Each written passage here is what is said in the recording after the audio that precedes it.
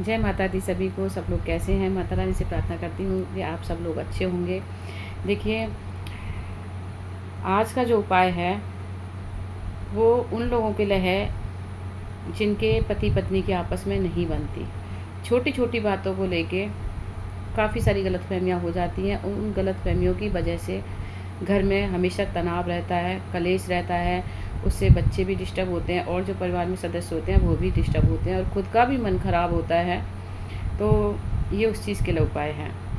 देखिए, अगर छोटे छोटे उपाय करने से अगर हम अपने जीवन में कुछ बदलाव ला सकते हैं तो इससे अच्छी और कोई बात हो ही नहीं सकती है। करना तो देखो आपको पड़ेगा ही, क्योंकि अगर अपने घर में आप सुख शांति चाहते हो तो आप छोटे छोटे उपाय आप करते रहिए। मेरे जो उपाय होते हैं उसमें कोई ज़्यादा बड़ा खर्चा नहीं होता, ना इतनी कोई बहुत ज़्यादा मेहनत होती है। ईजी उपाय होते हैं। जब तक आप करके नहीं देखोगे तब तक आपको पता कैसे चलेगा। देखिए, कई घरों में मैंने देखा है और कई बहनों का मेरे पास फ़ोन भी आता है। कई बहनें बोलती हैं कि हमारे जो हस्बैंड हैं, पति हैं, वो हमारी बात नहीं सुनते, अपनी मनमानी करते हैं और इस वजह से हमारे घर में काफ़ी कलेश होता है। तो देखिए, मैं उन बहनों को बोलना चाहती हूँ कि पहली बात तो ये है कि कलेश का कारण हमेशा एक तरफ से नहीं होता, दोनों तरफ से होता है। अगर आपके पति का नेचर थोड़ा ऐसा है कि गर्मी स्वभाव के हैं, जल्दी गुस्सा हो जाते हैं, तो थोड़ा-सा मेरी बहनों, आप भी थोड़ा-सा संयम से और आराम से उनसे बात करो। उनका मूड देख के बात बात किया करो तो ज़्यादा अच्छी बात है। उसके बावजूद में भी कई बार ऐसा होता है कि कइयों के हस्बैंडों का स्वभाव पहले बहुत अच्छा था और बाद में उनका मन बहुत चिड़चिड़ा सा हो गया है, बहुत चिड़चिड़ी सी चीज़ें हो गई हैं। तो देखिए, घर से बाहर जब हस्बैंड निकलते हैं तो काफ़ी चीज़ों का सामना करना पड़ता है।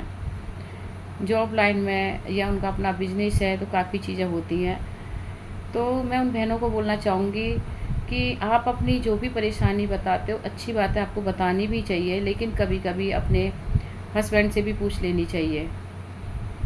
क्योंकि पूछने से क्या होता है कि शायद वो भी अपने मन की बात आपको कुछ बताए और जो उनके अंदर एक वारा भरा रहता है, चिड़चिड़ापन रहता है, वो कम हो जाए उनका। तो एक तो इस तरीके से देखो, आप दोनों की समझदारी से ही घर परिवार चलता है, ठीक है ना। और दूसरा, कई बार ऐसा होता है कि हम दोनों में प्यार बहुत है और कईयों की नज़र लग जाती है, तब भी ऐसा होता है। कई ग्रह भारी होते हैं, अपने ऊपर होते हैं या हस्बैंड के ऊपर भारी होते हैं, तब भी हमें परेशानियों का सामना करना पड़ता है। दोनों में तनाव होना शुरू हो जाता है और उससे काफ़ी चीज़ें बिगड़नी शुरू हो जाती है और कई बार तो झगड़ा इतने हद तक हो जाता है कि मेरी बहनें घर छोड़ के चली जाती हैं। तो देखिए, वो घर आपका है, आपका परिवार है। आपके छोड़ जाने से काम नहीं चलेगा। अगर आपके घर में कोई दिक्कत है या परेशानी है तो आप उसका सामना करें, उसको ठीक करने की पूरी पूरी कोशिश करें, तो सब ठीक हो जाएगा। गुस्से में हमेशा घर बिगड़ता है, बनता नहीं है। तो गुस्से को थोड़ा सा कंट्रोल करें अपने को और ठंडे दिमाग से सोचें इस चीज़ को कि मेरी वजह से ये परिवार बना था, अगर मैं ही घर छोड़ के चली जाऊंगी तो ये पीछे से इस परिवार का होगा क्या। ठीक है जी।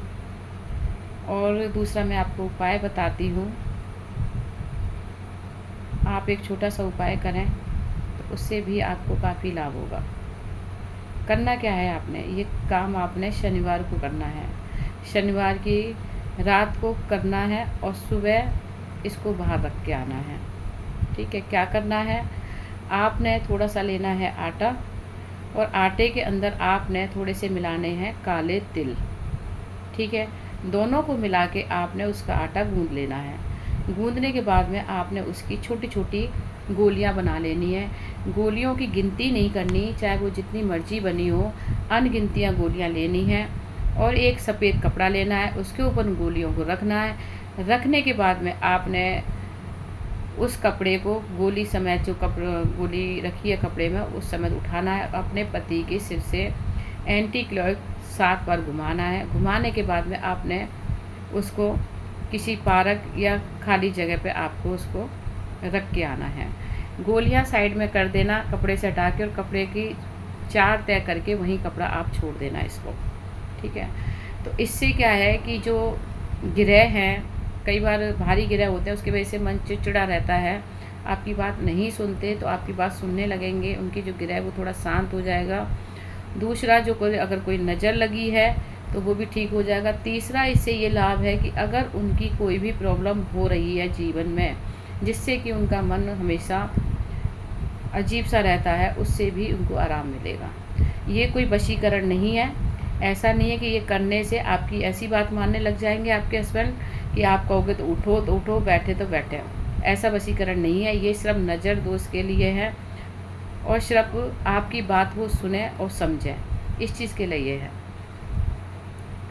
देखिए, दोनों कई बार बैठते हैं, बैठते बैठते क्या होता है कि आपके मन में कुछ बातें मेरे भाइयों के मन में है। जब एक दूसरे से बात करते हैं, जब एक दूसरे से बातें, तो करते करते क्या होता है कि वो अच्छी जो बातें करने वाले होते हैं वो बातें लड़ाई में बदल जाती है, और बात करते करते वो लड़ाई हो जाती है। लड़ाई इतनी बढ़ जाती है कि एक दूसरे से बात करना बंद कर देते हैं। अब झुके कौन, झुकने की भी बड़ी परेशानी है इसमें कि दोनों को होता है कि भाई मैं क्यों झुकूँ, मैं क्यों झुकूँ, दोनों में होता है। तो इसलिए वो कई दिनों तक बात करनी बंद हो जाती है। मेरे पास कई बहनों का फ़ोन आता है, कई बहनों का मैसेज आता है कि मेरे हस्बैंड ऐसे हैं, मेरी नहीं सुनते, मेरी बात नहीं मानते। तो देखिए,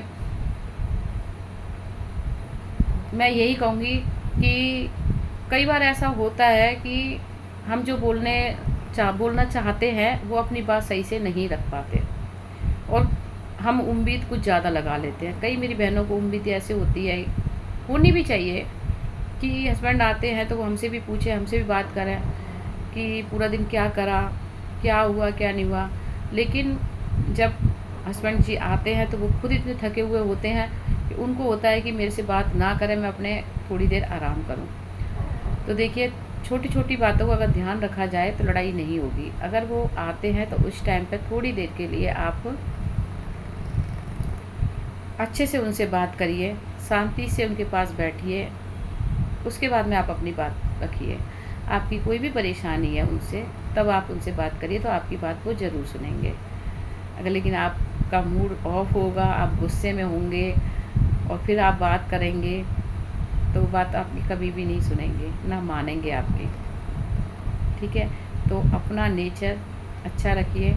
जब आपका अच्छा नेचर होगा ना, आपको जब वो हंसते हुए देखेंगे ना, तो उनका भी मूड अच्छा हो जाएगा और आपकी अच्छे से बात भी सुनेंगे। ठीक है जी, तो ये छोटा सा उपाय, जिन बहनों का मेरे पास फ़ोन आया है वो ये उपाय ज़रूर करना। इसको करने से आपको लाभ ज़रूर होगा। मैं फिर से कह रही हूँ, ये कोई वशीकरण नहीं है, ये आप बाद में बोलोगे आपने बोला था हमारे पति। करना पड़ेगा आपको 1 शनिवार, 2 शनिवार, कम से कम 5 शनिवार आप कंटिन्यू करते रहो, तो आपके जीवन में बदलाव ज़रूर आएगा। आप दोनों का प्यार बढ़ेगा, आप दोनों एक दूसरे को समझेंगे। ठीक है जी, करना ज़रूर इसको। देखिए, आज के टाइम पे भगवान की कृपा से सबके पास सब कुछ है, ऐसा नहीं है कि किसी पे कोई ज़्यादा परेशानी है। ठीक है, पहले वाला टाइम तो है नहीं। जो पहले वाले टाइम पे क्या होता था कि चीज़ें घर में कम होती थी, अगर आज खाया तो कल की चिंता होती थी कि कल क्या बनाना है। लेकिन आज भगवान की कृपा से सबके घर में सब, जैसे थोड़ी बहुत सुविधा सबके घर में है, तो देखिए लड़ाई झगड़े का तो मतलब ही नहीं है। लेकिन फिर भी पहले से ज़्यादा इस टाइम पे लड़ाइयाँ दोनों में ज़्यादा हो रही हैं। तो कहीं ना कहीं कुछ ना कुछ कारण तो ऐसा होता ही है ना कि जो लड़ाइयाँ होती है। देखो, अगर शादी होती है ना, तो शादी निभाने के लिए होती है, ना कि तोड़ने के लिए होती है। अगर आप घर छोड़ के जाते हो या तो उस परिवार का क्या होगा, जिस परिवार की जिम्मेवारी आपके ऊपर है। तो मेरी बहनें, कभी भी ये गलती मत करो कि गुस्से में आप घर छोड़ के जाओ या लड़ाई झगड़ा ज़्यादा बढ़े। कोई बात नहीं, अगर एक दूसरे को समझ के अगर चीज़ें ठीक हो जाती है तो इससे अच्छी और कोई बात हो ही नहीं सकती। और मैं उन भाइयों को भी बोलना चाहूँगी कि देखिए, पहले क्या होता था कि परिवार में एकता होती थी, सास, नंदें, दौरानी, जेठानी सब साथ में होती थी, तो कुछ अच्छा कुछ बुरा उनके साथ में होता था, तो उनका भी टाइम अच्छे से पास होता था, प्यार भी मिलता था। अगर वो सास या ननद या दौरानी, जेठानी अगर कुछ कहती भी थी तो आपस में प्यार भी होता था, तो उनको इतनी शिकायत नहीं होती थी। अब ज़्यादातर क्या है कि ज़्यादातर मेरी बहनें अकेली रहती हैं, सारा दिन बोर हो जाती है, तो उनको भी एक उम्मीद होती है कि हमें पूछने वाला कोई नहीं है और उनको पूछने वाले आप ही हो। तो मेरे उन भाइयों से भी निवेदन है कि अपनी बीवी के बारे में थोड़ा सोचें ज़रूर। उनकी भी मन की बात है, समझें। वो भी देखिए घर का भी काम कम नहीं होता, सारा दिन आपके बच्चे संभालती हैं, काम करती हैं, आपकी हर जिम्मेवारियों का ध्यान रखती हैं, तो आपको भी उनकी सराहना करनी चाहिए, उनकी तारीफ़ करनी चाहिए अपनी बीवियों की। हो सके तो उनकी बात भी आप थोड़ा माना करो, क्योंकि वो भी जैसे आप परिवार के सदस्य हो, वो भी है, वो भी कभी आपका बुरा नहीं चाहेगी। हो सकता है कि उनकी बातों में अच्छाई हो, तो उनकी बातें ध्यानपूर्वक ज़रूर सुना करो। और अगर कोई बात आपको समझ में नहीं आती है तो उनको आराम से और प्यार से समझाया करो। ठीक है जी, करना ज़रूर। और दोनों अपना प्यार बना रहे, दोनों में आप स्वस्थ रहें, अपने अपने कामों में व्यस्त रहें। जय माता दी। अपने अपने घर में शांति बना के रखें। जय माता दी।